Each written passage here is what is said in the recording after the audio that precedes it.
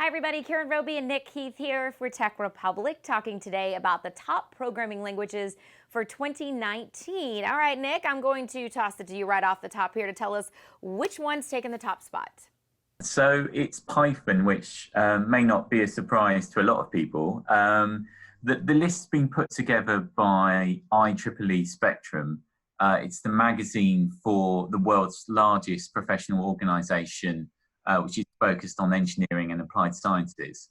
It attributes Python's success to its explosion of new users, which has been driven largely by Python's use in machine learning, which is a very fast growing field at the moment. It also highlights the growing use of Python on microcontrollers, these very low power devices. And that's thanks to these new Python spin-offs. You've got CircuitPython and MicroPython, which are designed to work within the constraints of these very low power electronics.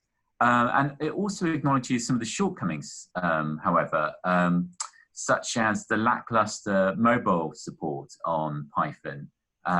It's been coming up a lot recently that it's still very hard to build Python on mobile apps. So it does acknowledge both sides.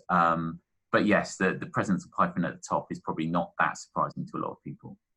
Yeah, and those that fall in, though, behind it here on the list, Nick, maybe some of the others that are in the top 5. Which ones are we looking at? So number 2 is Java, which is used extensively in enterprise and for Android app development. That's kind of unsurprising as well, because Java's always fairly near the top of these lists. It's been around for decades and still very widely used. However, it also ranks C and C++ languages more highly than other lists typically do, which is maybe a reflection of the number of IEEE members who are involved in low-level systems programming that these languages are typically used for. And you can also see, again, the huge demand for data scientists and machine learning engineers reflected in the list, because you've got the statistical analysis language R coming at number 5, which is often used alongside Python by data scientists. And Nick, you know, there's a number of lists out there that rank the languages. Why is this particular list different from those? Yeah, it's weighted more towards IEEE members. So that's kind of engineers, scientists who are analyzing data. So you can see that actually even in the top result, because even though Python is a very popular language and it's rising really rapidly up other rankings, it's not normally in the top spot.